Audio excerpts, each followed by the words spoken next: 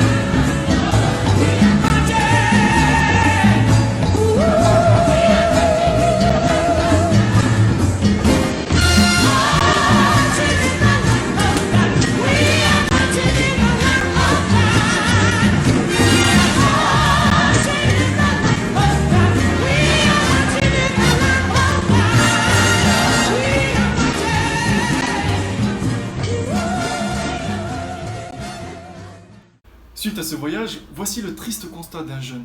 Ce voyage fut la découverte d'un des pays les plus pauvres touchés par le terrible séisme de janvier 2010. La misère de ce pays nous a fait mal au cœur. En quoi notre voyage de 3 semaines peut-il les aider? Il y aurait tellement de choses à faire que l'on peut que constater notre impuissance. Malheureusement, c'est le triste constat que l'on peut tous faire après un voyage missionnaire. Au fond, ne vaudrait-il pas mieux envoyer de l'argent ou des ressources plutôt que partir 3 semaines?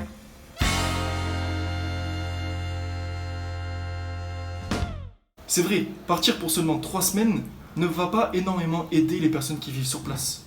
Et l'idée d'aider un missionnaire, le temps d'un voyage, peut aussi paraître ridicule comparé au temps qu'il fait sur place. Presque 24 heures sur 24, 7 jours sur 7.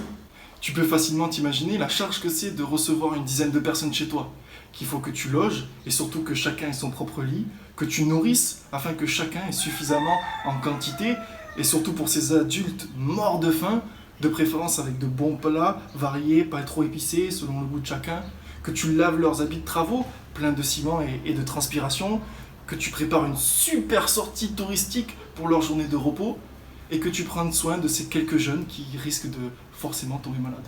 Au final, tout l'argent dépensé dans leur accueil, dans leur déplacement, dans leurs billets d'avion, aurait pu faire avancer le travail 2 voire 3 fois plus vite que ce qu'ils ont fait.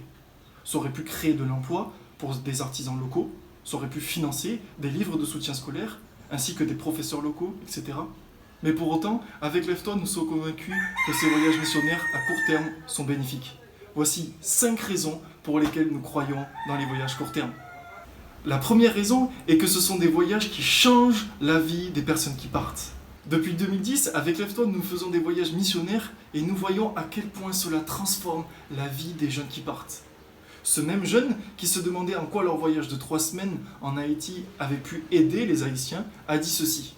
Finalement, c'est nous, Français, qui avons le plus reçu. Nous avons été touchés par leur amour et leur reconnaissance à Dieu, leur joie malgré les épreuves et leur hospitalité. Nous qui ne manquons de rien, nous avons tendance à nous plaindre facilement.